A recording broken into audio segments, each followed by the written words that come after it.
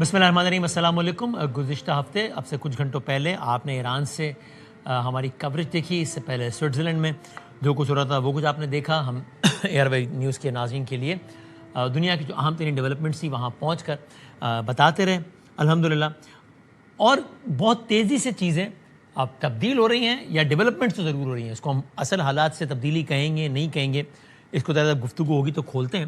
پچھلے کچھ گھنٹوں میں بہت ساری ڈیولپمنٹس ہو گئی. ایک تو ایک ایران کا یہ آرگومنٹ ہے کہ آبنائے ہرمز سے جو کچھ بھی موومنٹ ہوگی وہ ہماری اطلاع یا ہمارے انتظامی کنٹرول کے تحت ہی ہوگی, اور اگر ایسا کچھ نہیں ہوا تو پھر ہم اس کو نشانہ بنائیں گے. اور پھر نشانہ بنایا بھی گیا. پھر امریکہ اور ایران نے ایک دوسرے پہ بہت حملے کیے. شہادتیں بھی ہوئی ایران میں کہتی ہے, کم از کم 17 ہو چکی ہیں اب تک. پھر ایران کی جانب سے یہ مڈل ایسٹ میں جو امریکن بیسز ہیں وہاں پر اٹیکس بھی ہوئے. اس دوران ایک نئی ڈیولپمنٹ یہ بھی ہوئی کہ یمن میں خاص صورتحال ہے جہاں پر ایک باقاعدہ حکومت ہے, یعنی جو کہ دنیا اس کو ریکگنائز کرتی ہے, اور ایک حوثیوں کا کنٹرول ہے. وہاں پر یمن میں بھی اٹیکس ہوئے ہیں.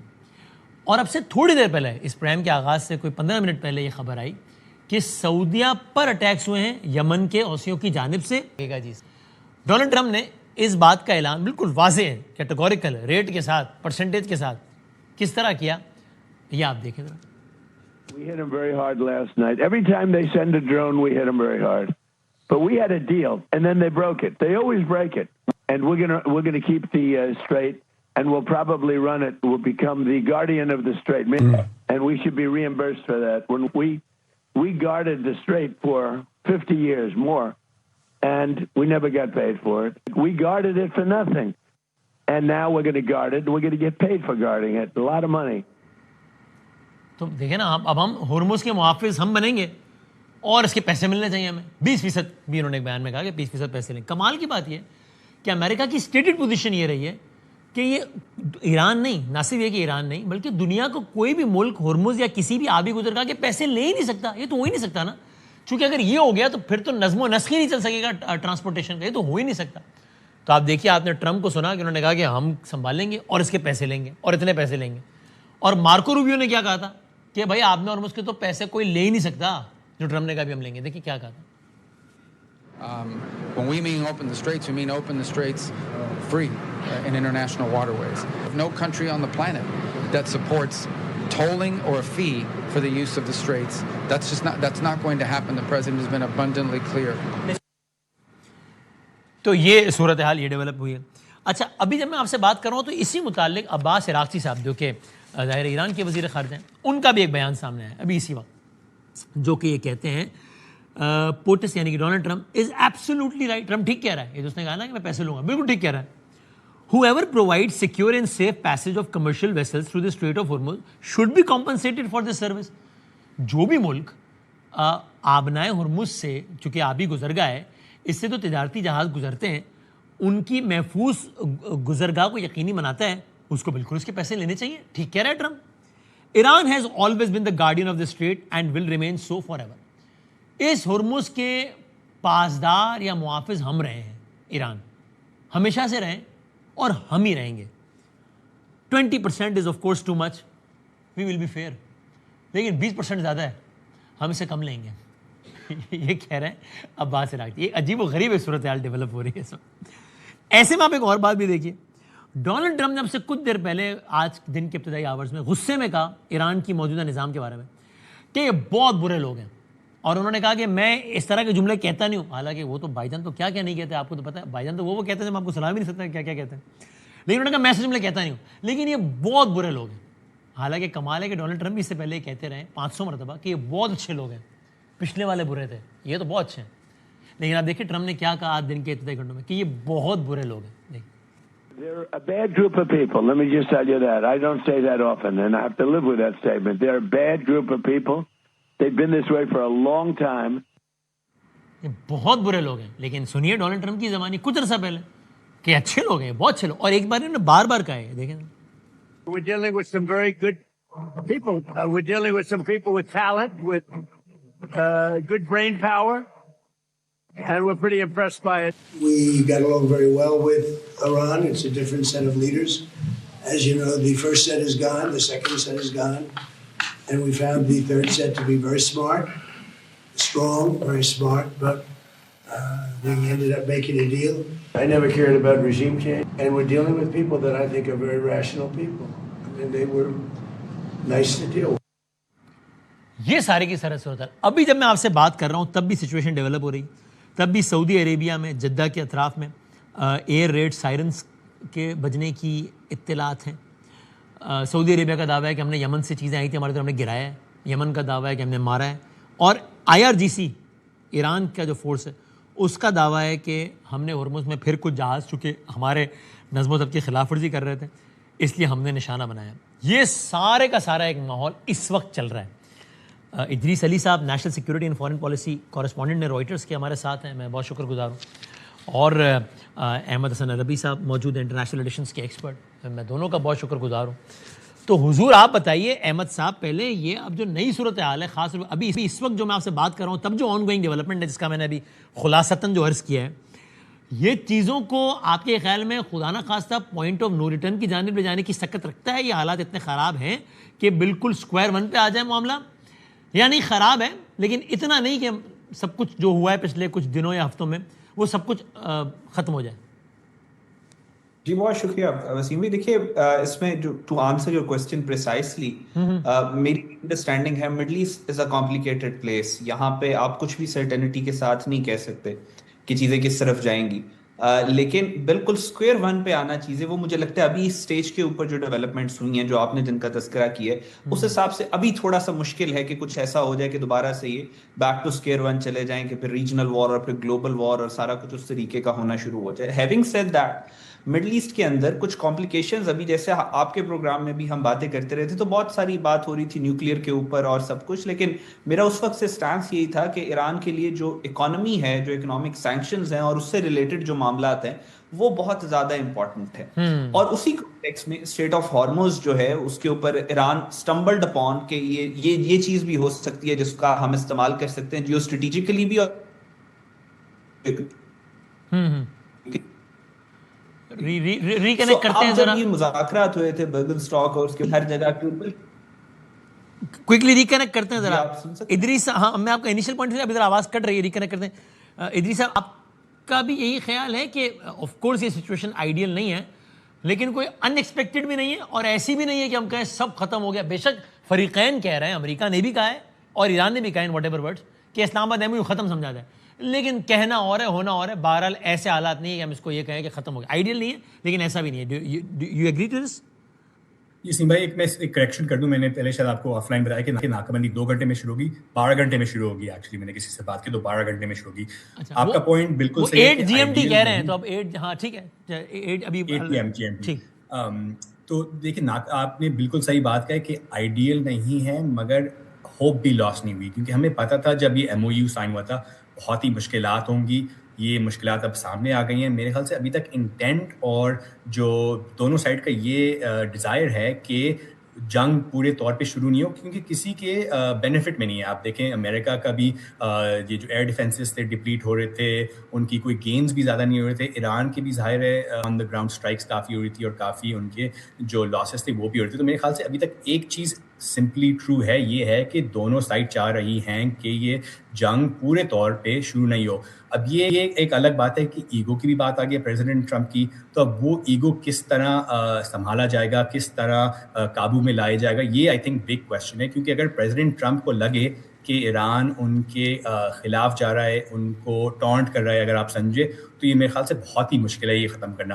اگر پریزیڈنٹ ٹرمپ کو کسی طرح لگے کہ میں یہ جو امریکی لوگ ہیں ان کو بتا سکوں کہ میں جیت گیا ہوں، کچھ ہفتوں تک اسٹریٹ آف ہارموز کھلا رہے، میرے خیال سے وہ آرام سے یہ جنگ ختم کریں گے اور اپنے جو ایفرٹس ہے، جو فوکس ہے، وہ کہیں اور پہ لے جائیں گے. تو بالکل میرا خیال سے آپ کا صحیح ہے کہ یہ آئیڈیل نہیں ہے مگر ابھی تک اسکوائر ون پہ نہیں پہنچے. اور احمد صاحب اس طرح کی کوئی بھی سچویشن ہو تو اگین میڈیٹرز کا رول خاص طور پہ پاکستان کا بہت امپورٹنٹ ہو جاتا ہے کسی بھی اور ملک سے زیادہ. اور یہ میں یعنی صرف اس لیے نہیں کہہ رہا ہوں کہ ہم تعلق میرا پاکستان سے ظاہر وہ ایک وہ تو ہے ہی ایک باعث، لیکن اس کے علاوہ بھی اس لیے کہ یہ واضح ہے دونوں سائڈس کے بیانات سے کہ دونوں کو اگر کسی بھی ملک پر کسی اور ملک سے زیادہ بھروسہ ہے تو وہ پاکستان ہے. ظاہر قطر کی بھی اس میں کاوش ہے اور قابل تعریف ہیں، لیکن ان اے وے قطر کی بھی پوزیشن تھوڑی سی کمپرومائز ہوتی ہے جب وہاں پر امریکی اڈے اور پھر ایران وہاں اٹیک کرتا ہے تو وہ ایک سارے معاملات ہوتے ہیں. سو اگین اور ایک ایسے موقع پہ جب دونوں سائڈز کا ایک دوسرے پر جو ٹرسٹ ہے وہ زیرو ہے اور پاکستان پر ٹرسٹ 100% ہے, تو اگین پاکستان کا رول اس میں بہت امپورٹنٹ اور لائم لائٹ میں آتا ہے دوبارہ. جی نیچرلی, صرف وسیم بھائی ٹرسٹ سے آگے کی بات ہے. دس از پاکستان از میڈیٹر پلس. آپ مڈل ایسٹ کے اندر جو ساری ری ارینجمنٹ کی بات چل رہی ہے اس میں مڈل ایسٹ میں بہت زیادہ اسٹیک ہولڈرز ہیں. آپ صرف امریکہ اور ایران کے ساتھ ساتھ آپ دیکھیں تو پورا مسلم ورلڈ اسٹیک ہولڈر ہے, سعودی عربیہ اسٹیک ہولڈر ہے, پھر چائنا اسٹیک ہولڈر ہے, اور ایسے اسٹیک ہولڈرز ہیں ایک ہی جگہ کے اوپر جو آپس میں جن کے آپس میں بہت شدید ہے. تو سعودی عربیہ اور ایران کی بات ہے تو پاکستان کی دونوں ریسپیکٹ کرتے ہیں. اگر ایران اور یو ایس کی بات ہے تو پاکستان کی دونوں ریسپیکٹ کرتے ہیں. اور اگر چائنا یو ایس کی بات ہے تو درمیان میں پاکستان ایک برج کے طور پہ وہ کردار ادا کرتا ہے. سو پاکستان اور نیچرل رول پاکستان کا, جس طریقے کا لیوریج پاکستان ہے پورے مسلم ورلڈ میں, تو پاکستان کے رول کو یہ بہت زیادہ کرٹیکل کر دیتا ہے. پھر دوسری پاکستان کی لیڈرشپ ہے. پاکستان کی لیڈرشپ جس کلیئرٹی اور کانفیڈنس کے ساتھ پچھلے آپ نے ایک سال میں دیکھا کہ جس طریقے سے جس کانفیڈنٹلی وہ نیگوشیٹ کرا رہے ہیں, میڈیٹ کرا رہے ہیں, تو ایسی لیڈرشپ بھی بہت ریئر ہے, آپ کو دنیا میں اس طریقے سے نظر نہیں آتی. ورنہ آپ نے پورے یورپ کا حال دیکھ لیا کہ وہ کس طریقے کے اس جنگ میں رہ کے وہ پیرالسس کا شکار ہے. سو اس سارے کانٹیکس میں پاکستان کا رول نیچرلی بہت زیادہ انپورٹنٹ ہو جاتا ہے. دوسری بات یہ وسیم بھائی آپ کی اجازت سے دو پوائنٹس میں صرف ایڈ کرنا چاہوں گا کہ ایران کی جہاں تک ایگزامپل ہے, ایران کی جس طریقے سے انہوں نے جنگ لڑی ہے, ایران کی جو اسٹرینتھ ہے وہ میرا نہیں خیال کہ ملٹری میں یا جنگ لڑنے کے اندر ایران کی اسٹرینتھ وہ سپورٹ ہے کہ وہ جو پوری دنیا کی 7 billion population including Americans Iran کے سٹینڈز کو سپورٹ کر رہے ہیں. لیکن ایران کی دو چیزیں جو ہیں, ایک تو اسٹریٹ آف ہارموز کا جو بلاکڈ ہے, دوسرا مسلم ورلڈ کے اوپر جو مسلم کنٹریز کے اوپر اٹیک کرنا, یہ دو وہ ٹیکٹکس ہیں جو شاید شروع میں ایران کو تھوڑا بینیفٹ دے دیں لیکن ان کی شیلف لائف بہت کم ہے اور وہ ایک اوور پلئنگ دا ہینڈ. مجھے یہ خدشہ ہے کہ ایران کہیں پہ اس کو اوور پلے نہ کر دے کہ ایران جو پوری دنیا سے سپورٹ انجوائے کر رہا ہے وہ ایران کے خلاف ہو جائے. تو یہ ایک پٹ فال ہے. اس کے علاوہ آئی تھنک جو چیزیں جس طریقے سے چل رہی ہیں وہ آپ کے سامنے. اور لاسٹلی ادریس صاحب, آپ اس والی چیز کو کیسے کہتے ہیں, کیسے دیکھتے ہیں؟ ٹھیک ہے آپ نے وہ ظاہر شروع میں کہا کہ مڈل ایسٹ کا معاملہ کمپلیکس ہے, لیکن یہ ایپیسوڈ کیوں ہوا ہے اور اس کا کیا ہوگا کہ یمن میں جہاں ظاہر سب جانتے ہیں ایک انٹرنیشنلی ریکگنائز گورنمنٹ ہے لیکن حوثیوں کا ٹھیک ٹھاک کنٹرول ہے. اچھا وہ انصار اللہ کہہ رہے ہیں ہم باب المندب بند کریں گے, تو وہ پورا ایک نیا, وہ بھی ایک آب بھی گزر گیا ہے. ٹھیک ہے ہرمز جتنی نہیں لیکن اس سے اس کے آس پاس جتنی ایک قریب گزر گیا ہے, ہرمز سے کم امپورٹنٹ لیکن بہرحال بہت امپورٹنٹ گزر گئے وہ. اور سعودیہ کی طرف سے وہاں اٹیک ہوتا ہے, وہ سعودیہ پر اٹیک کرتے ہیں. یہ سچویشن کیوں ڈیولپ ہوئی ہے آپ کے خیال میں, اور اس کا کیا نتیجہ نکلے گا؟ جی لیکن جب یہ جنگ شروع ہوئی تھی نا فروری میں, تو میرے سورسز نے کہا تھا دیکھیں اسٹریٹ آف ہارموز بند ہو بہت مشکل ہوگی, مگر یہ باب المندب یمن کے جو حوتیز ہیں جو ایران کے ساتھ الائنڈ ہے, اگر انہوں نے وہ بند کر دیا تو پھر ایسی مشکلات ہوں گی کہ آئل کی جو قیمت ہے وہ بہت ہی ہاتھ سے باہر چلی جائے گی. اور میرے خیال سے ہم لوگ یہ دیکھ رہے ہیں ایک سچویشن کہ ایران نے آبویسلی یہ جو سیز فائر ہے وہ پرابلم دے رہی ہے. میرے خیال سے حوتیز یا تو خود یا ڈائریکشن ایران سے لے کے کہہ رہے ہیں کہ دیکھیں ہم لوگ بھی پریشر لگا سکتے ہیں باب المندب پہ. یہ بھی ایک لیوریج کا پوائنٹ ہے ایران کے پاس. تو میرے خیال سے ابھی فل بلون ہم نے افیکٹ نہیں دیکھا, مگر میرے خیال سے ایک میسج بھیج رہا ہے ایران اور حوتیز کے دیکھیں امریکہ اگر آپ نے ہم پہ اٹیک کرنا شروع کیا, ہمارے پاس اسٹریٹ آف ہارموز تو ہے ہی ہے, مگر ایک بہت امپورٹنٹ باب المندب کا جو ایک لیوریج پوائنٹ ہے وہ بھی یوز کر سکتے ہیں. میرے خیال سے ایک ریمائنڈر ہے پوری دنیا کو اور امریکہ کو اور ان کے الائز کو کہ دیکھیں ایران شاید دباؤ میں ہو مگر ان کے پاس پھر بھی لیوریج ہے, پوائنٹس ہیں جو ابھی تک انہیں یوز نہیں کیا. سو یہ بھی سچویشن کو آگے جا کے مزید کمپلیکیٹ کرنے کی سکت رکھتا ہے. تھینک یو ادریس اور تھینک یو احمد صاحب, اس تمام صورتحال میں آگاہ کر رہے تھے اور اس میں ہم آپ کو لیٹسٹ اپڈیٹس دیتے رہیں گے کہ یو ایس ایران کانفلکٹ سے مزید کیا کیا سچویشنز جنم لے رہی ہیں اور لے سکتی ہیں. بڑھتے ہیں اپنی آج کی دوسری سٹوری کی جانب. ہم ذرا بات کریں گے, ہمارے ساتھ موجود ہیں پاکستان مسلم لیگ نون کے ایس اے پی ایم اور national heritage and culture states of minister of state جناب حذیفہ رحمان صاحب. ہمارے بھائی بہت شکریہ وقت دینے کا. مولانا صاحب کی جماعت کے جناب کامران مرتضیٰ صاحب جو کہ سینیٹر ہیں وہ ہمارے ساتھ ہیں. میں دونوں کا بہت شکر گزار ہوں.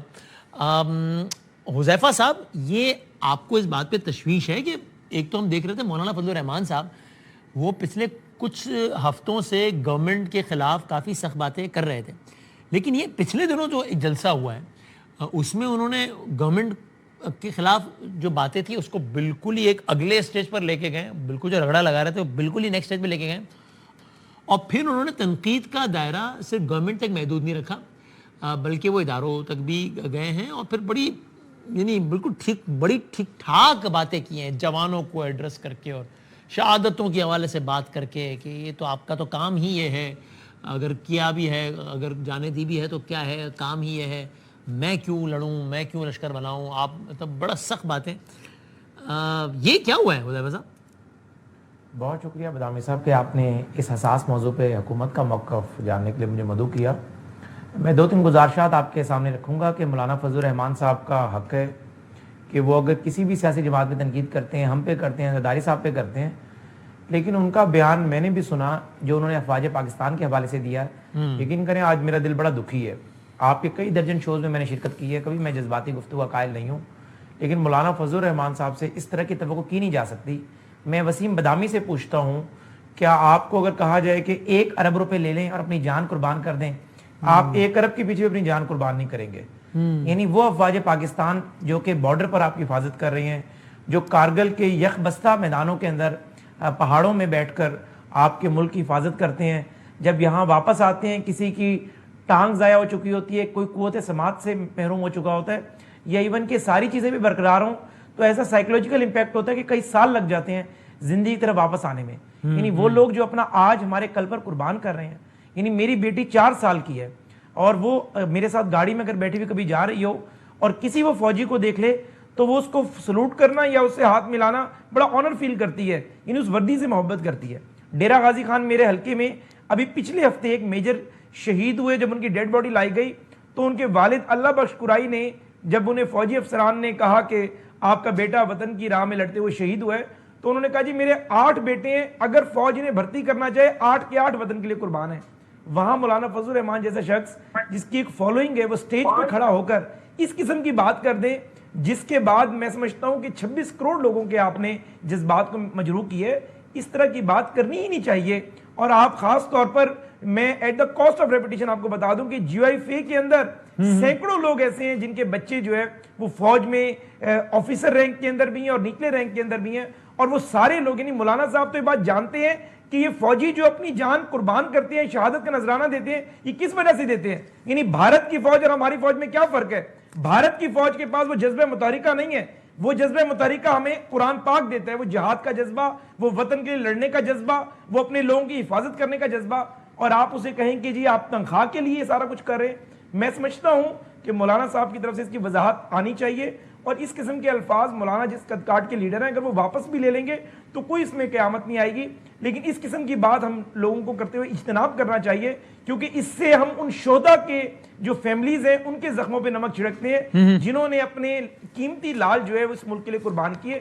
تو آج مولانا صاحب کے بیان سے میرا دل تو بہت دکھی ہے. جی یہ کامران مرتضیٰ صاحب, آپ سمجھتے ہیں کہ یہ جوش خطابت میں کچھ ایسا کہا ہے کہ جس میں الفاظ کا چناؤ بہرحال کچھ بہتر یا مختلف ہو سکتا تھا مولانا صاحب کا؟ ایسا ہے کہ اس کا پس منظر شاید لوگوں کو نہیں پتا. ایک پس منظر ہے, وہ کیا؟ اگر آپ ایک مخصوص اینگل سے کوئی جگہ کسی چیز کو دیکھ رہے ہیں تو آپ کو وہ چیز جو ہے نا اس اینگل میں شاید جو ہے نا مناسب نہ لگے, مگر جس اینگل سے ہم دیکھ رہے ہیں اس میں شاید جو ہے نا وہ بات کسی حد تک آپ کو اچھی ٹھیک لگے. اس کو آپ ایک اور میں اس کی مثال دے دیتا ہوں. چند دن پہلے محمود خان صاحب کی ایک سٹیٹمنٹ پہ, اسی طرح کی سٹیٹمنٹ پہ بہت لے دے ہوئی تھی. ہم جہاں پہ رہتے ہیں وہاں اس میں جو حالات چل رہے ہیں اس کا ایک بیک گراؤنڈ ہے. اس بیک گراؤنڈ میں کچھ جو ہے وہ عام لوگوں تک کہا جاتا ہے, اور اس کے جواب میں پھر جو ہے وہ کچھ لوگ اس طرح سے کر لیتے ہیں اور کچھ لوگ اس طرح کا جواب دیتے ہیں. تو یہ ساری باتیں یہ میڈیا پہ کرنے کی نہیں ہیں. آپ کسی وقت بے شک اگر کسی وقت مجھے ٹیلی فون کر لیجئے, میں آپ کو بتا دوں گا کہ یہ اصل اس کا پس منظر کیا ہے. کامران صاحب, اگر اس طرح آپ خود مان رہے ہیں نا کہ گفتگو اتنی حساس نوعیت کی کہ آپ کہہ رہے ہیں میں ذاتی طور پہ آپ کو بتا دوں گا بدامی صاحب ٹی وی پہ کرنے کی نہیں ہے, لیکن مولانا صاحب chose to talk about it in public, جب آپ جلسے میں کہہ رہے ہیں تو ایک حساس بات کو انہوں نے انتخاب کیا نا پبلک میں کرنے میں. اس میں وہ ظاہر ہے کہ وہ بات جو ہے نا جو کچھ کہا جا رہا ہے بلوچستان میں یا خیبر پختونخوا میں یا جن چیزوں کی تشکیل کی بات کی جا رہی ہے, وہ پھر مولانا کے اسٹیچر کے آدمی کو ان چیزوں کو روکنا ہوتا ہے. اگر وہ یہ بات آج نہیں کریں گے, آج ان معاملات سے روکیں گے نہیں لوگ, تو پھر کل آپ کے یہاں شاید جو ہے بہت بڑے مسائل جنم لیں. تو اس لیے جو ہے وہ آپ چونکہ آپ کو حذیفہ صاحب کو یہ پس منظر پتہ نہیں ہے, اسی سے ملتا جلتا بیان جو ہے وہ چغری صاحب کا بھی تھا. اور اسی کن کا تھا؟ سوری مجھے اگر اجازت دیں تو میں 1 منٹ لے کر اس پہ مزید بات کر لیتا ہوں. کامران مرتضیٰ صاحب ایک تو بہت حذیفہ صاحب رسپونڈ کریں گے. سوری میں آپ کی بات, آپ نے کہا کہ اس سے ملتا جلتا بیان کس کا تھا کامران صاحب؟ محمود خان اچغری صاحب کا. اچھا اچغری صاحب, اچھا ٹھیک ٹھیک جی. حذیفہ صاحب وانٹس ٹو رسپونڈ. جی حذیفہ صاحب کہے گا. میں صرف اتنا کہوں گا, کامران صاحب GOI کا ان موضوعات پر بھی دفاع کرتے ہیں جن پر دفاع کرنا بہت مشکل ہو جاتا ہے اور بڑی مدلل بات کرتے ہیں. یعنی آج میری گفتگو یا آپ کے سوال پر ان کے پاس بھی کھل کر الفاظ نہیں تھے. انہوں نے کہا میں آف دا ریکارڈ آپ کو بتا دوں گا. بات مولانا صاحب کسی گلے کی نہیں ہے. یعنی آپ بھی گلہ شکوہ کر لیتے ہیں, آپ اپنے اداروں سے بھی گلہ کر لیتے ہیں, لیکن آپ نے جس قسم کی بات کی, آپ کی ایک بہت بڑی فالوئنگ ہے. یہ بات محمود اچغری صاحب کریں تو مجھے نہیں پتا انہوں نے کی ہے یا نہیں کی, لیکن محمود اچغری صاحب کی اس لیول کی فالوئنگ نہیں ہے. مولانا صاحب کی اتنی بڑی فالوئنگ ہوتے ہوئے آپ جب اس قسم کی بات کرتے ہیں جس بات کی دلیل آپ کے اپنے لوگ بھی نہ دے سکے, تو مجھے آپ یہ بتائیں کہ اس کے لیے آپ ایف اینڈ بٹ کا سہارا لیں کہ بیک گراؤنڈ یہ چل رہا تھا, یا ہمیں تشکیل دینے کے لیے کہا جا رہا تھا, یا کوئی ہمیں گروہ بنانے کے لیے کہا جا رہا تھا. یعنی آپ کسی بندے کی وطن کے لیے محبت اور اس جذبے کو آپ ٹرانسلیٹ کر دیتے ہیں کسی مٹیریلسٹک چیز سے. تو کل مجھے آپ یہ بتائیں کہ آپ تو کل مجھے بھی کہیں گے کہ حذیفہ رحمان تنخواہ لے رہے تو وطن کا دفاع کر رہا ہے, مولانا فضل الرحمان صاحب تنخواہ لیتے تھے تو کشمیر کمیٹی کے چیئرمین تھے, کوئی احسان نہیں کر رہے تھے, اور کوئی وزیر تنخواہ لے رہا ہے. مقصد یہ کہ ہم سب لوگ جس کو جہاں جہاں ذمہ داری ملی ہوئی ہے وہ ملک کے لیے کر رہے ہیں, اور سب سے اولین قربانی وہ شہداء وہ جوان دیتے ہیں جو فرنٹ لائن کے اوپر کھڑے ہوئے ہوتے ہیں. آپ ان کے بارے میں کسی بھی قسم کی بات کرتے ہوئے 1000 دفعہ سوچیں کہ اس کے کئی مطلب اخذ ہوں گے, اور آپ کی بات کا تو کوئی مطلب ہی نہیں ہے. ڈائریکٹ آپ نے بات کر دی کہ جی شہداء جو ہے یہ, میں تو وہ الفاظ بھی ریپیٹ نہیں کرنا چاہتا, یعنی مجھے بڑا ڈپریس ہوں میں ان الفاظ سے. میں سمجھتا ہوں کہ اس کے لیے میں نے کئی مرتبہ اپنی جماعت کا بہت سارے معاملات پر کہا کہ میں دفاع کرنے کی پوزیشن میں نہیں ہوں. میں سمجھتا ہوں کہ کامران مرتضیٰ صاحب کو بھی, چونکہ یہ سپریم کورٹ کے ایک بڑے سینئر کونسل ہے, کہنا چاہیے کہ مولانا صاحب کا یہ بیان جو ہے وہ قابل دفاع نہیں ہے. اور اگر آپ کہتے ہیں جھکا ہوا درخت ہی پھلدار ہوتا ہے, تو میں سمجھتا ہوں کہ اگر آپ اپنی کسی بات کو واپس بھی لے لیں اور اپنے فالوورز کو گائیڈ کر دیں تو اس سے آپ بڑے بنتے ہیں, چھوٹے نہیں ہوتے. یعنی آپ مفتی محمود کی لیگوسی کو لے کر چل رہے ہیں, اور اس قسم کے الفاظ جب آپ استعمال کرتے ہیں تو میں سمجھتا ہوں کہ آج اگر آپ GOI کا بھی سینٹیمنٹ اگر لیں گے, ان کے لوگوں کے اندر بھی کافی ریزنمنٹ موجود ہوگی کہ مولانا صاحب جیسے قد کاٹ کے بندے کو بات کرنی نہیں چاہیے تھی. یہ آپ سمجھتے ہیں کامران صاحب, یہ حذیفہ صاحب اگرچہ ظاہر ہے نسبتاً نوجوان ہے سیاست میں, لیکن انہوں نے یہ, میں ان کی بات کی گواہی دیتا ہوں خالی کہ انہوں نے ہمارے پروگرام میں اپنی سینئر قیادت کے بیانات کے جواب میں انہوں نے آن دا ریکارڈ کہا ہمارے پروگرام میں کہ بنامی صاحب میں اس بات کا دفاع نہیں کر سکتا, میں نہیں کروں گا. تو وہ یہی حذیفہ صاحب اس بات کا دفاع نہیں کر سکتے ہوں گے, اس لیے انہوں نے نہیں کیا ہوگا, مگر اس بات کا دفاع بھی ہے. اور جو کچھ کہا جا رہا ہے, میں آپ کو پھر جو ہے نا اس کو ریپیٹ کر رہا ہوں اور پوری ذمہ داری سے ریپیٹ کر رہا ہوں, جو کچھ بلوچستان میں یا خیبر پختونخوا میں عام لوگوں کو یا قبائل کو جو کچھ کہا جا رہا ہے, ان کو اگر نہ روکا گیا اس وقت, یا اس طرح کے میسیجز جو ان کی ڈیوٹی ہے, جن کی ڈیوٹی ہوتی ہے, ان کی وہ اپنی ڈیوٹیاں جو ہے نا وہ کسی اور پہ شفٹ کریں, تو یہ اس کے نتائج بہت خطرناک ہوں گے. آپ اس بات کو ذرا سنجیدہ لے لیجئے. یہ بات فالوئنگ کی بالکل صحیح نوٹڈ. اب ابھی بالکل صحیح کہا. اب آپ یہ اس کا دوسرا رخ بتائیے گا کہ جن الفاظ اور جس لہجے میں کہا گیا اس کے بھی کچھ مضر اثرات نہیں ہو سکتے, جتنی مولانا صاحب کی فالوئنگ ہے, کہ آپ ایک ادارے کے حوالے سے یہ والی بات کر رہے ہیں, تو جس یعنی آپ کہہ رہے ہیں نا کہ دیکھیے اگر مولانا صاحب یہ بات نہ کرتے اس کے مضر اثرات ہو سکتے تھے. جو بات جس انداز اور لہجے میں کی گئی ہے خود اس کے بھی مضر اثرات نہیں ہو سکتے آپ کے خیال میں کامران صاحب؟ بعض اوقات ایسی بات ہوتی ہے کہ ایک چیز کو بار بار جو ہے وہ دہرایا جائے, اس طرف سے, میں مولانا صاحب کی طرف سے نہیں کہہ رہا, اور اس بات سے رکا نہ جا رہا ہو. ہم کئی دفعہ کہہ چکے ہیں کہ اس طرح کے معاملات سے رک جائیں, اس طرح کی لوگوں کو جو ہے نا اس طرح کی ترغیبات نہ دیں, مگر اس کے باوجود ترغیبات دی جاتی رہیں, تو پھر ظاہر ہے کہ جواب بعض اوقات جو ہے یا بات جو ہے نا بعض اوقات تلخ بھی ہو جاتی ہے, اور اس میں تلخی جو ہے نا اس کی وجہ جاننے کی کوشش کریے. یہ کیا مولانا صاحب کے روابط بالکل ہی اس وقت ختم ہے, کوئی رابطہ نہیں؟ ورنہ ہوتا ہے نا, ظاہر ہے آپ حکومت میں اپوزیشن میں ہو, آپ کا ایک سرٹن سطح کا رابطہ ہوتا ہے, تو آپ کوشش کرتے ہیں کہ پبلکلی کوئی بات کہنے کے بجائے ویسے کمیونیکیٹ کر دیں کہ سرکار یہ چیزیں اس کو اس طریقے دیکھ لیجیے. ہم نے 10 دفعہ سمجھایا ہے کہ اس طرح سے جو ہے بہت بڑے مسائل پیدا ہو جائیں گے, اس طرح سے لوگوں کو آمنے سامنے نہ کیجیے. اب آمنے سامنے اگر آپ کریں گے اور اس کے نتیجہ جو ہے نا وہ پھر بہت خراب آ جائے گا. تو یہ اس کانٹیکسٹ میں یہ سارا کچھ کہ اگر آپ کی طرف آپ کے ہاں اگر کوئی فرض کریے کہ کوئی لڑ رہا ہے تو یقیناً لڑ رہا ہے, اس کی ڈیوٹی ہے. اگر کوئی فوج میں اگر وکیل ہوں, میں اگر وکالت کر رہا ہوں میں اس کی تو اس میں کوئی میں کسی پہ احسان نہیں کر رہا. اسی طرح ڈاکٹر جو ہے وہ اپنی ڈیوٹی انجام دے رہا ہے, وہ بھی کسی پہ احسان نہیں کر رہا. ہم نے آپٹ کیا ہے کیونکہ ہم سارا کام ملک کے لیے کرتے ہیں, مگر ہر ایک نے اپنی اپنی ڈیوٹی اپنے شوق سے جو ہے نا وہ لی ہوئی ہے. تو جو کچھ ہم نے اپنے شوق سے آپٹ کیا ہوا ہے وہ ہم فرائض انجام دے رہے ہیں. اس کے کوئی بھی کانسیکوینسز ہو سکتے ہیں, لوگ اس میں زندہ بھی رہتے ہیں, لوگ اس میں جب ان کے وقت پورے ہو جاتے ہیں تو وفات بھی پاتے ہیں, شہداء بھی ہوتے ہیں. ہمیں ان سے عزت ہے, ہمیں ان سے احترام ہے, مگر جو کچھ جس طرف جو نا قوم کو لے جایا جا رہا ہے وہ غلط ہے. حذیفہ صاحب کچھ کہنا چاہ رہے ہیں؟ سر گزارش یہ ہے کہ میں بالکل بصد احترام کامران مرزا صاحب سے ڈس ایگری کرتا ہوں.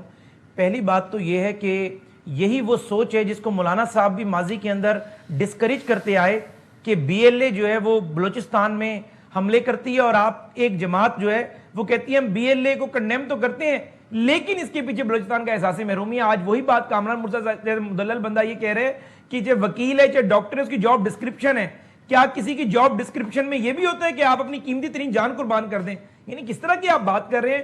آپ کا فیلڈ مارشل آج بھی ترکی کے 2 روزہ دورے پر ہے کہ آپ کے وطن کے دفاع کو ناقابل تسخیر بنائیں, آپ کو دنیا میں ریلیونٹ کریں. دنیا آپ کو جو ہے وہ اپریشیٹ کر رہی ہے اور آپ کہہ رہے ہیں کہ ہر بندہ اپنی جاب ڈسکرپشن میں جو ہے وہ ذمہ داری ادا کر رہا ہے. میں سمجھتا ہوں کہ کیا مولانا فضل الرحمان صاحب یا حذیفہ رحمان اپنے کسی بیٹے بھانجے بھتیجے کو یک بستہ سردی کے اندر بارڈر پر بھیجے گا بندوق اٹھا کر کہ آپ کو 2 لاکھ تنخواہ دیں گے اور آپ نے وطن کا دفاع کرنا ہے؟ یہ دفاع دل سے کیا جاتا ہے. جو فوج کی وردی پہنتا ہے وہ یہ سوچتا ہے کہ میں نے غازی کے طور پہ نہیں آنا, شہید کے طور پر آنا ہے. یعنی یہ وہ جذبہ ہوتا ہے. اس جذبے کو آپ نے چیلنج کیا اور اس جذبے کو آپ نے متنازع بنانے کی کوشش کی. تنقید اس پر ہو رہی ہے. باقی تلخیاں ہوتی ہیں, تلخیوں کا مطلب یہ نہیں ہوتا کہ آپ اپنے وطن کی آبرو, ان شہداء کی قربانیاں, ان فیملیز کے انتہائی جو ان کا جو حساس زخم ہے اس کو آپ خریدنا شروع کر دیں. آپ تلخیاں ضرور بیان کریں, جو آپ کو تلخیاں لگتی ہیں بند کمروں میں بھی کریں, جلسوں میں بھی کریں. سٹیج پہ کھڑے ہو کر یہ کوئی دلیل نہیں ہے کہ فلاں بندہ اپنی جاب ڈسکرپشن کر رہا ہے. مجھے بتائیں پاکستان میں کون سا سیاستدان ہے جو کہے کہ میں اپنے بیٹے کو جاب ڈسکرپشن کے طور پر جو ہے وہ افواج پاکستان میں بھیج رہا ہوں اور وہ بارڈر پہ جا کر شہید ہو کر آ جائے؟ اس طرح کی بات نہیں ہوتی. نہیں, انسان کے اندر اگر سلپ آف ٹنگ میں کوئی بات نکل جائے اس سے پیچھے ہٹنے میں ہی انسان کا بڑا پن. شکریہ دونوں کا موقع, بہت شکریہ حذیفہ صاحب اور کامران مرزا صاحب, بہت شکریہ. ہم آتے ہیں ایک بریک کے بعد اگلے موضوع کے ساتھ.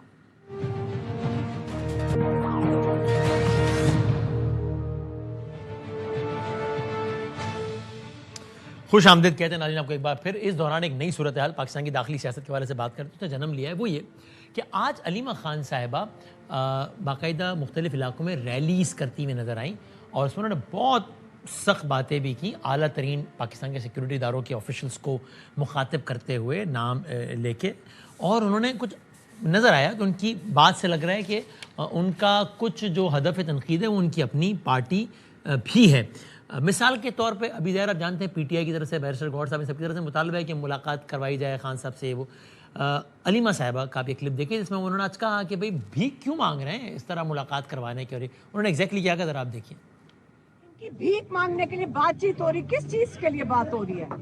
آپ پہلے اپنی طاقت تو دکھائیں. 80% پاکستان عمران خان کے ساتھ کھڑا ہے. ہم اپنی طاقت دکھاؤ پھر ان کو کا بات کریں. آپ بات کریں جب آپ طاقت والی پوزیشن میں ہو. آپ ان سے بھیک تو نہیں مانگ رہے کہ ان کے پاس تو خود ہاتھ میں کچھ نہیں ہے. اب یہ بہت واضح ہے, اس میں کوئی تجزیہ طلب بات نہیں ہے کہ یہاں علیمہ خان صاحبہ کا مخاطب پاکستان تحریک انصاف ہے. ظاہر نون لیگ سے تو نہیں کہہ رہی نا وہ کہ تم بھیک کیوں مانگ رہے ہو ملاقات کی, ظاہر پی ٹی آئی سے کہہ رہی ہوں. تو یہ واضح ہے کہ اس معاملے پہ علیمہ صاحبہ کی نہ صرف یہ کہ رائے مختلف ہے بلکہ انہوں نے مناسب سمجھا کہ اس چیز کو آ کے ایڈریس کریں پبلکلی, پارٹی میٹنگ میں نہیں, پرائیویٹ نہیں, بلکہ پبلک. خود علیمہ صاحبہ کس طرح نکلنا جبکہ پی ٹی آئی کی طرف سے کوئی آفیشیل اناؤنسمنٹ نہیں ہے کہ جناب ریلیز ہو رہی ہیں, عوام شرکت کریں. وہ تو یہ بھی اس بات کا مظہر ہے کہ علیمہ صاحبہ کی رائے مختلف ہے. ایسے میں ایک اور ڈیولپمنٹ بھی ہمارے دوست, ہمارے ہر دل عزیز جناب علی محمد خان صاحب جو کہ ہمارے مہمان بھی ہیں, پی ٹی آئی کے سینئر رہنما ہیں, ممبر نیشنل اسمبلی ہیں. انہوں نے آج سے 10-11 دن پہلے ایک ٹویٹ کیا تھا ایک خاص حوالے سے کہ پارٹی کے کچھ لوگ, جس کا خلاصہ یہ ہے, جس کی ایک حصے کا خلاصہ یہ ہے کہ مجھے افسوس ہوتا ہے دیکھ کے کہ ہمارے پارٹی کے ایسے لوگ بھی ہیں کہ خود وزیر بنے ہوئے ہلکا بھائی چلا رہا ہے, کسی اور کو کیا آپ اس قابل نہیں سمجھتے. یعنی انہوں نے یہ پورا ایک لمبا چوڑا ٹویٹ کیا تھا. اس پر انہوں نے کوٹ ٹویٹ کیا پچھلے 24 گھنٹوں میں کہ اس پارٹی میں موروثیت کی کوئی جگہ نہیں. پاکستان تحریک انصاف کے اچھے خاصے لوگوں نے اس کو لیا جیسے علی محمد خان صاحب طنز فرما رہے ہیں علیمہ خان صاحبہ, اسی لیے ہم اس کو ڈسکس بھی کر رہے ہیں. ورنہ تو اس لیے کہ پی ٹی آئی کا تقریباً تمام سوشل میڈیا علی محمد خان صاحب پہ تانا زن ہے, تنقید کر رہا ہے اس بات میں.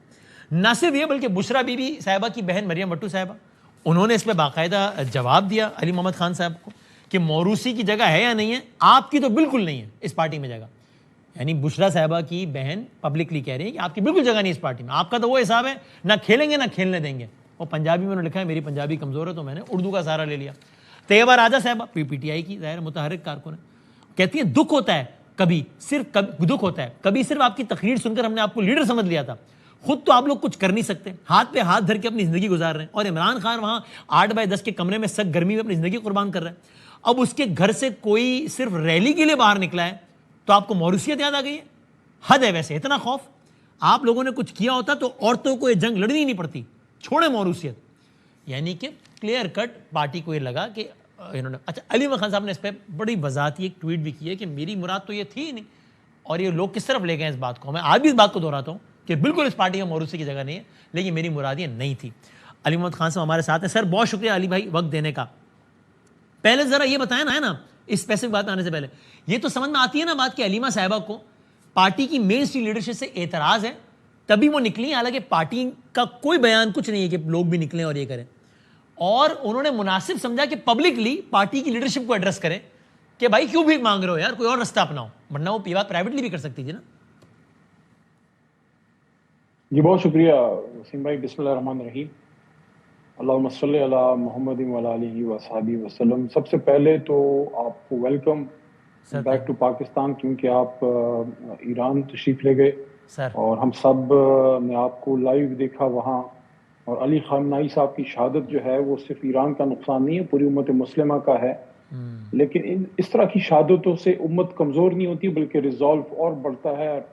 میرے خیال میں ایرانی قوم نے ثابت کیا ہے کہ اگر آپ ایک قوم ہو تو آپ بہت بڑی طاقتوں کے سامنے کھڑے ہو سکتے ہیں. تو ہمیں اپنے ایرانی بھائیوں کی قربانی پہ فخر بھی ہے اور ہم ان کے ساتھ کھڑے ہیں, اور آپ نے بہت اچھا کیا, ان کو کور کیا, بہت اچھا لگا آپ کو وہاں دیکھ کے. سر بہت نوازش, بہت نوازش. دیکھیں یہ جو معاملہ ہے اس پہ میں دو باتیں دیکھیں. جہاں تک سسٹرز کا یا فیملی کا تعلق ہے, میں تو پبلکلی کبھی ان پہ, میری پالیسی رہی ہے پچھلے جب سے خان صاحب جیل میں ہیں, کبھی میں نے کامنٹ نہیں کیا, آج بھی نہیں کروں گا. البتہ پارٹی قیادت کو صرف اتنا کہوں گا کہ جب ان کا پبلکلی وہ اناؤنس کیا ہے انہوں نے کہ وہ ان کا کوئی پولیٹیکل کوئی ایم نہیں ہے, وہ سیاست میں نہیں ہے, وہ صرف اپنے بھائی جو ہمارے لیڈر ہیں ان کے لیے ہیں, تو ان کی جو بھی کوئی تلخ بات ہو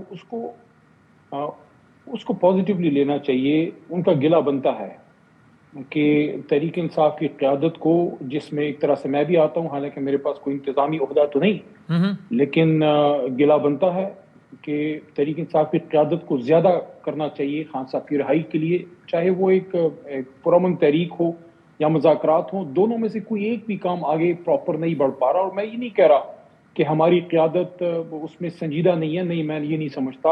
اچکزئی صاحب اور ناصر صاحب کو, علامہ ناصر صاحب کو محترم خان صاحب نے ذمہ داری دی ہے, ساتھ میں بیرسٹر گوہر صاحب, سلمان اکرم راجہ صاحب, اور تیسرے اہم جو ممبر ہیں وہ ہیں وزیر اعلیٰ سہیل آفریدی. کوشش وہ کر رہے ہیں کہ کوئی بات ایک طرف چلے. میں پر امید ہوں کہ جو وزیر اعظم شہباز شریف نے مذاکرات کی دعوت دی ہے, ابھی اس ہفتے دوبارہ ہماری میٹنگ ہونی ہے پارلیمنٹری پارٹی کی, کہ اس کے بارے میں کیا اب پیش رفت ہوئی ہے. توقع یہ ہے کہ اگر اس میں کوئی پیش رفت ہوتی ہے, کوئی راستہ بنتا ہے تو فبیہا, نہیں ہے تو پھر آخر میں تو پھر آپ کے پاس احتجاج کے علاوہ اور کوئی چارہ نہیں, کیونکہ عدالتوں کی صورتحال تو وسیم صاحب آپ خود دیکھ رہے ہیں ان کی صورتحال. تو ابھی یعنی آپ اپنی پارٹی لیڈرشپ کو یہ کیسے یہ یقین دلائیں گے, چونکہ آپ نے دیکھا ایک دو نہیں بلکہ کافی لوگوں کو, یہاں تک کہ بیرون ملک بیٹھی بشرا صاحبہ کی بہن تک کو یہ لگا کہ آپ نے علیمہ صاحبہ پہ ٹونٹ کیا, اور انہوں نے باقاعدہ کہا کہ اس پارٹی میں موروثی کی جگہ ہو یا نہ ہو, آپ کی جگہ تو بالکل بھی نہیں ہے, نہ کھیلتے ہیں نہ کھیلنے دیتے ہیں. طیبہ راجہ صاحب نے تو یہ آپ کیسے یقین دلائیں گے کہ آپ, اور آپ نے بھی جو وضاحتی ٹویٹ بھی کیا ہے اس میں بھی لوگوں نے یہ لکھا ہے کہ صاحب یہ کیسا اتفاق ہے کہ جس دن علیمہ بی بی نکلی ہیں اسی دن آپ نے بات کو دہرایا ہے کہ اس پارٹی میں موروثیت کی جگہ نہیں ہے. نہیں، ان کی جو کوئی ریلی ہے اس کا تو کوئی زیادہ ہمیں علم بھی نہیں تھا، پارٹی کی طرف سے کوئی ایسی انفارمیشن نہیں تھی، لیکن وہ میرے خیال میں چترال جا رہی تھی اور راستے میں کہیں وہ دیر میں کہیں رکی ہیں، لیکن اس کا ان سے کوئی تعلق نہیں ہے، کیونکہ ویسے بھی میری پالیسی ہے میں فیملی کے حوالے سے کوئی بات نہیں کرتا، اور چونکہ وہ پالیٹکس میں نہیں ہے تو سیاست یا موروثیت کا ان سے کوئی تعلق اس میں نہیں بنتا. وہ ایک پارٹی کی عمومی پالیسی ہے جو میری نہیں ہے، عمران خان صاحب کی پالیسی ہے پچھلے 10-15 سال سے، اور ہمیشہ انہوں نے یہ بات کی ہے، اور یہ میں نے اپنی پارٹی کی جو قیادت ہے، خاص کر جو ہمارے M N As, M P As اور وزرائے کرام ہیں، اور وہاں بھی میں نے کسی شخصیت کے حوالے سے نہیں کی، لوگوں نے اس کو وزیر اعلیٰ صاحب سے جوڑا، حالانکہ 10-11 دن پہلے تو وزیر اعلیٰ صاحب کا کوئی ایسا ایشو نہیں تھا. میں نے یہ فیل کیا ہے وسیم صاحب، میں آج ہے وزیر اعلیٰ صاحب کا کوئی ایسا ایشو 10-11 دن پہلے نہیں تھا؟ میرے خیال میں نہیں تھا. میں ایک بات اپنی پوری کر لوں. جی 2013 سے میں نے اس جماعت میں ایک چیز دیکھی ہے، یہ میری جماعت ہے، اور ہم نے اس وقت اس جماعت کو جوائن کیا جب اس کا چراغ کا نشان تھا، بلے کا نشان تو بڑے بعد میں آیا، میرے خاندان نے اس کو اس زمانے میں ووٹ کیا. میں نے یہ چیز دیکھی ہے کہ جو چیز عمران خان صاحب نے اپنے پہ لاگو کی، یعنی کہ 2013 سے میں پارلیمنٹ میں ہوں، میں دیکھ رہا ہوں کہ انہیں اپنی فیملی کو پالیٹکس میں آگے نہیں کیا، کوئی ذاتی مفاد نہیں لیا، لیکن میں نے دیکھا، میں سب کا نہیں کہہ رہا، کہ کچھ قیادت ایسی میں نے دیکھی کہ ان کو اپنے خاندان سے آگے کچھ نظر نہیں آتا، اپنی فیملی خواتین کو وہ سینٹ میں بھیجنا یا ریزرو سیٹوں پہ بھیجنا، بھائی کو جناب جو اگر خود ایم این اے اس کو ایم پی بنا دو. یا دیکھو، موروثیت کا مطلب یہ نہیں ہے کہ آپ کا بھائی یا آپ کا رشتہ دار سیاست نہیں کر سکتا، اس کا مطلب یہ ہے کہ صرف رشتہ دار ہونے کے ناطے آپ M N A M P A کے حلقوں کی ذمہ داری نہ لیں. ہاں، اگر آپ کا اپنا ورک ہے، جیسے وکیل کا بیٹا وکیل بن سکتا ہے، ہاں اگر وہ وکالت کا امتحان پاس کرے، ایک جو کوئی ڈاکٹر ہے اس کا بیٹا آٹومیٹکلی ڈاکٹر نہیں بن جاتا کہ میرا والد ڈاکٹر ہے تو مجھے بٹھا دو ڈاکٹر کی کرسی پہ. No, he has to pass an M B B S. تو میرے کہنے کا مقصد یہ ہے، جو خان صاحب کا ویژن ہے وہ یہ ہے کہ صرف یہ کہہ دینا کہ میں کسی کا بیٹا ہوں، کسی کی بیٹی ہوں تو مجھے اس کا عہدہ دے دو. نو، آپ کا بھائی اگر ورک کر رہا ہے، ہمارے بہت سے پارلیمنٹ. تو یہ بات آپ کو اچانک کیوں یاد آئی ہے؟ ایسا کیا ہونے لگا ہے پی ٹی آئی میں اچانک کہ آپ کو بھی یہ بات یاد آئی ہے؟ جب سب بات کر رہے ہیں خان صاحب کی رہائی، ان کی بیگم کی رہائی، ان کی آنکھ کی تکلیف، ان سے ملاقات، ان سے مذاکرات، تب آپ کو پی ٹی آئی میں موروثیت کا مسئلہ نظر آیا. ایسا کیا اچانک ہونے لگا ہے پی ٹی آئی میں؟ یہ 10-11 دن پہلے میں نے اس میں پارٹی کی مختلف ایشوز پہ میں بات کرتا رہتا ہوں، اور میں نے یہ فیل کیا ہے کہ لوکل لیول پہ ہمارے کارکنوں میں یہ چیز محسوس کی جاتی ہے کہ جس طرح میں نے اپنی ایگزامپل دی کہ میں 13 سے پارلیمنٹ میں ہوں، میں نے کسی اپنے بھائی تو میرا نہیں ہے لیکن میں نے کسی اپنے کزن کو نہیں انچارج بنایا، میں نے کارکنوں کو آگے لے کے آیا، ان کے ہاتھ سے میں ترقیاتی کام کرتا ہوں، انہی کے پاس لوگ اپنے کام کرانے کے لیے آتے ہیں، میری فیملی کے پاس نہیں آتے. تو یہ وہ ویژن ہے خان صاحب کا جس پہ میں نے 10-11 دن بات کی. جس طرح بہت سی ایشوز پہ بات کرتے رہتے ہیں، اس کا مطلب یہ نہیں ہے کہ ہم رہائی پہ بات نہیں کرتے یا رہائی کے لیے کوشش نہیں کرتے.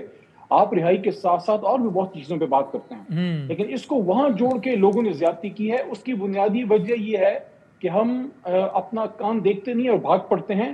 آپ نے وہ ایک کوٹ ٹویٹ تو دیکھی، لیکن یہ نہیں دیکھا کہ وہ اپنے ہی اوریجنل میسج کے اوپر میں نے کی ہے، اور اپنی پارٹی کی ڈائریکشن ہے کہ تحریک انصاف کی جو جماعت ہے یہ عام آدمی کی جماعت ہے، یہ ورکر کی جماعت ہے، یہ سٹیٹس کو تگڑا کرنے کے لیے نہیں بنی. ہاں، ایک اور بھی چیز ہے، کسی بھی شخص کا حق ہے، چاہے وہ رشتہ دار ہے، جو بھی ہے، وہ سیاست کرے، اس کا رائٹ ہے، آپ اس سے یہ حق نہیں چھین سکتے. اور میں سمجھتا ہوں کہ اس پہ عمران خان صاحب کا موقف بڑا واضح ہے، اور اس پہ انہوں نے بہت سخت فیصلے کیے ہیں اپنی جماعت میں کہ انہوں نے کوشش کی ہے کہ اپنے آپ کو کم از کم اس طرح کی پالیٹکس سے دور رکھیں. تو اگر خان صاحب کر رہے ہیں تو ہم لوگوں کی بھی ذمہ داری ہے. چونکہ اس بارے میں ابہام پیدا ہو گیا تو میں سوال پارٹی کے لیے علیمہ صاحب ابھی جو کر رہی ہیں، یعنی کہ باہر نکل رہی ہیں، ریلیز کر رہی ہیں، آج انہوں نے کی ریلی، بالکل ٹھیک کر رہی ہیں، ان کو یہ کرنا چاہیے اور پارٹی کو اس میں ان کا ساتھ دینا چاہیے آپ کے خیال میں؟ دیکھیں، جس طرح میں نے پہلے آپ کو کہا کہ آپ کسی بھی شخص کو اپنے رشتہ دار کے لیے بات کرنے سے آپ کیسے روک سکتے ہیں؟ ان کا رائٹ ہے. انہوں نے نہ کسی عہدے کو ٹارگٹ کیا ہے، نہ وہ پالیٹکس میں ہے. وہ خان صاحب کی اگر وہ ایک اچھا کام کر رہی ہے تو پھر پارٹی ان کا ساتھ کیوں نہیں دے رہی، اور اگر غلط کام کر رہی ہے تو پارٹی کو روک کیوں نہیں رہی؟ نہیں، دیکھیں، اس کو رائٹ صحیح یا غلط اس طرح سے نہیں دیکھنا. یہ کام صحیح بھی نہیں ہے، غلط بھی نہیں، یہ عمل مباح ہے. شرم نہیں، میں یہ نہیں کہہ رہا، میں یہ عرض کر رہا ہوں کہ ان کی کوشش کو تحریک انصاف سے اس طرح سے جوڑنا کہ ان کی ہر چیز کو تحریک انصاف فالو کرے. دیکھیں، تحریک انصاف کی ہائرارکی ہے، عمران خان صاحب نے ہی یہ ذمہ داریاں تفویض کی ہیں. اس کا ایک چیئرمین ہے، اس کا ایک جنرل سیکرٹری ہے، اس کا ایک اپوزیشن لیڈر ہے جو جماعت سے نہیں ہے. اس وقت یہ سخت فیصلہ تھا خان صاحب کا کہ اپوزیشن لیڈر سینٹ اور قومی اسمبلی پی ٹی آئی سے نہیں آیا، باہر سے آیا. پی ٹی آئی نے اس کو کیوں تسلیم کیا؟ کیونکہ ہم اس بات کو سمجھ گئے تھے کہ خان صاحب چاہتے ہیں کہ کچھ بیچ کے ایسے لوگ آئیں اپوزیشن لیڈر کے طور پہ جو اس طرف بھی قابل قبول ہوں، تاکہ اگر وہ کوئی بات کر سکیں پولیٹیکل اور یہ معاملہ بہتری کی طرف جائے، تو اچکزئی صاحب ہیں، علامہ ناصر صاحب ہیں، تو میں سمجھتا ہوں وہ تو ہے ان علی چیزوں میرا سے معصومانہ پارٹی سوال بیٹھے ہے، گی۔ تحریک انصاف اگر علیمہ صاحبہ کے اس عمل کو کیا اچھا سمجھتی ہے تو سپورٹ کرے کہ یار لوگوں نکلو، علیمہ بی بی کی آواز میں آواز ملاؤ تاکہ آواز توانا ہو، یا برا سمجھتی ہے؟ نہیں، برا سمجھنے کی تو اس میں کوئی بات نہیں ٹھیک ہے، ہے، احتجاج اچھا یا سمجھتی ہے باہر نکلنا تو تحریک انصاف نے لوگوں کو کیوں نہیں کہتی کہ علیمہ بی بی کے ساتھ نکلیں اور اس آواز کو توانا بنائیں؟ دیکھیں اس میں دو نکات ہیں، مجھے ذرا اس پہ کرنے دیں بات۔ جی کہ تحریک انصاف کے پاس اسٹریٹ پاور ہے، اس میں کوئی شک نہیں۔ اپنے صوبے میں نکلنا کوئی بہت بڑی کامیابی نہیں ہے اگر ہم لوگ اب اپنے صوبے میں دوبارہ نکلنا شروع کریں۔ اصل میں تو چیز یہ ہے کہ پورے ملک میں بیک وقت ایک احتجاج کی اگر کال آتی ہے تو پنجاب اس میں بہت ڈیسائیڈنگ فیکٹر ہوگا، کیونکہ ماضی میں 2-3 بار پختونخوا سے تو لوگ نکلے، لیکن فسطائیت پنجاب میں اتنی ہے اور تنظیم کو اتنا ڈیمیج کر دیا گیا ہے وہاں کہ وہاں ایک بہت بڑا ایشو ہے۔ اس لیے اگر اب ہم احتجاجی موومنٹ کی طرف جائیں گے تو میرے خیال میں اس میں پارٹی قیادت کو بیٹھنا ہوگا، اس پہ ورک آؤٹ کرنا ہوگا، اس پہ پراپر پلاننگ کرنی ہوگی، کیونکہ صرف پختونخوا سے تو نہیں ہوگا، آپ کو سندھ میں نکلنا ہے، آپ کو پنجاب بالخصوص پنجاب سے نکلنا ہے۔ پختونخوا میں جب پارٹی ساتھ نہیں دے رہی ان کا تو پھر پنجاب میں کیا دے گی؟ یہ پختونخوا میں نہیں سمجھتا کہ کوئی ایشو ہے باہر نکلنا، کیونکہ 24 گھنٹے کے نوٹس پہ میں سمجھتا ہوں کہیں بھی کوئی احتجاج ہو سکتا ہے، اور وہ اس سے پہلے جنید اکبر خان جب صدر بنے انہوں نے کافی ایکٹیویٹیز کی، اس سے پہلے علی امین خان نے کیے، اس کے ساتھ ساتھ سہیل آفریدی نے جو اسٹریٹ موومنٹ کی۔ پختونخوا میں مجھے کوئی ایشو نہیں لگ رہا، اصل جو چیلنجنگ ہے وہ ہے پنجاب کی۔ Thank you sir, thank you sir, بہت شکریہ علی محمد خان کی، آپ نے بات سنی، رائے سنی، ذرا موقف سن لیا، اور آپ نے آخری سٹوری کی جانب بڑھتے ہیں۔ اوور دا ویکنڈ ایک ڈیولپمنٹ یہ بھی کہ فواد چودھری صاحب جو کہ ظاہر ہے بہت متحرک سیاستدان، انہوں نے ٹویٹ کیا اور انہوں نے ٹویٹ کے ذریعے بتایا کہ ان کی اور محمود مولوی صاحب کی جو ڈائلاگ کمیٹی ہے، عمران اسماعیل صاحب، ان کی ملاقات بھی قریشی صاحب سمیت کچھ اور لوگوں سے، اور خلاصہ کلام یہ کہ وہ لوگ بھی یہ سمجھتے ہیں، قریشی صاحب نے بڑا سراہا فیلڈ مارشل صاحب کی جو ڈپلومیسی کے حوالے سے کاوشیں ہیں ان کو، اور لیکن قریشی صاحب نے بھی کہا کہ آپ نے جس دیکھیں فیلڈ مارشل صاحب، آپ نے پاکستان سے باہر اتنا اچھا طریقے ساری چیزوں کو مینیج کیا ہے، وطن کے اندر بھی یہ جو سارے معاملات چل رہے ہیں اس کو تھوڑا سا ذرا دیکھیں۔ یعنی خلاصہ کلام یہ تھا کہ فواد صاحب نے دعویٰ کیا کہ ہم جو کہہ رہے ہیں ڈائلاگ کمیٹی والے جس انداز سے معاملات کو سلجھانے کا کہہ رہے ہیں، پی ٹی آئی کی جو کوٹ لکھپت میں بیٹھی قیادت ہے وہ بھی یہی رائے رکھتی ہے۔ اگر میں نے غلط فریز کیا تو فواد صاحب مجھے کریکٹ کریں گے ابھی۔ تو ہمارے ساتھ فواد صاحب، السلام علیکم۔ جی السلام علیکم، شکریہ وقت دینے کا۔ پہلے سر بتائیے گا، کیونکہ جیسے ہی ملاقات کی خبریں آئیں تو 7 سوال یہ اٹھا، ملاقات ہو کیسے گئی، ایکسس مل کیسے گیا، یہ تو ہر کوئی نہیں کر سکتا، یعنی کہ یہ پلانٹڈ معاملہ ہے۔ تو پہلے تو آپ اس کا جواب دے دیجئے کہ یہ ملاقات کو ممکن بنانے میں دوستوں نے کردار ادا کیا؟ دیکھیے ظاہر اس کے بغیر تو ملاقات نہیں ہو سکتی، اور جو ڈائیلاگ ہے وہ تو دیکھیں جب تک دونوں پارٹیز جو ہیں وہ تھوڑی ایک دوسرے کو فیسیلیٹیٹ نہیں کریں گی تو کیسے ڈائیلاگ ہوگا۔ اور جہاں بھی آپ نے اپنے انٹرو میں بات کہی کہ وہ کہہ رہے ہیں ڈائیلاگ ہی راستہ ہے، تو یہ تو دیکھیے انہوں نے 2 لیٹر لکھے ہیں اڈیالہ میں، اور انہوں نے کہا ہے کہ dialogue is the only way forward. So it's not کہ آپ یا میں نہیں کہہ رہے، یہ تو انہوں نے خود لیٹر لکھے ہیں۔ تو اگر دوست ملاقات فیسیلیٹیٹ کر رہے ہیں اس کا مطلب دوست بھی چاہتے ہیں کہ معاملات حل ہوں؟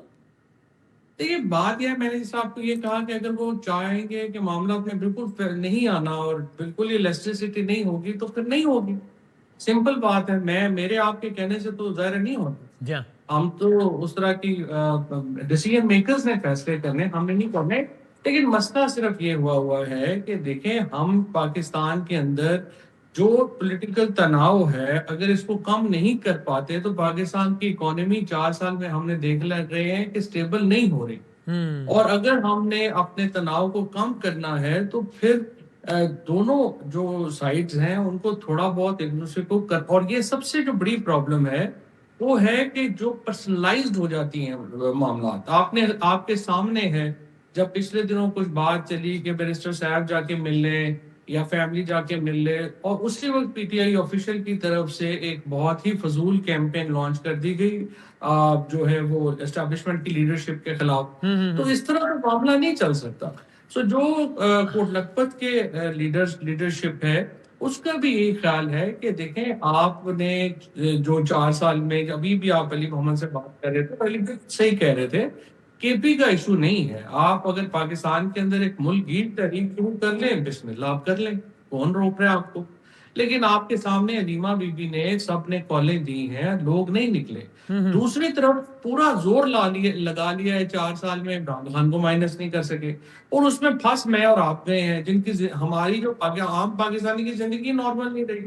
نہ آپ کی اکانومی ٹریک کے اوپر آ رہی ہے, نہ آپ کی زندگی نارمل ہو رہی ہے. تو آپ نے کسی نے تو بات کرنی ہے نا جی کہ یہ معاملہ. آپ اور کس سے ملے ہیں قریشی صاحب کے علاوہ؟ ہم ان سے شمیم قریشی صاحب سے ملے ہیں, محمود رشید صاحب سے ملے ہیں, اجاز چوہدری صاحب جو ہیں وہ ہاسپٹل تھے, ان سے جو ہے وہ بات ہوئی ہے. اور اب دیکھیے ہم نے یاسمین بی بی سے نہیں ہوئی ملاقات؟ یاسمین بی بی سے ملاقات نہیں ہوئی کیونکہ وہ انفارچونیٹلی اتنی ان کی طبیعت صحیح نہیں ہے کہ وہ 50 قدم بھی جو ہے ان کے لیے چلنا تقریباً 15-20 منٹ لگتے ہیں ان کو. سو انفارچونیٹلی ان کی ہیلتھ جو ہے وہ بڑی ڈیٹیریٹ ہوتی ہے. اجاز چوہدری صاحب, محمود رشید, یہ سارے آپ کے سامنے ہیں, آپ تو ان کو اچھی طرح جانتے ہیں, سارے mid 70s میں ہیں, اور ان کی طبیعتیں جو ہے وہ انفارچونیٹلی بالکل نہیں ہے کہ وہ کوئی زیادہ جو ہے وہ وزن اٹھا سکیں.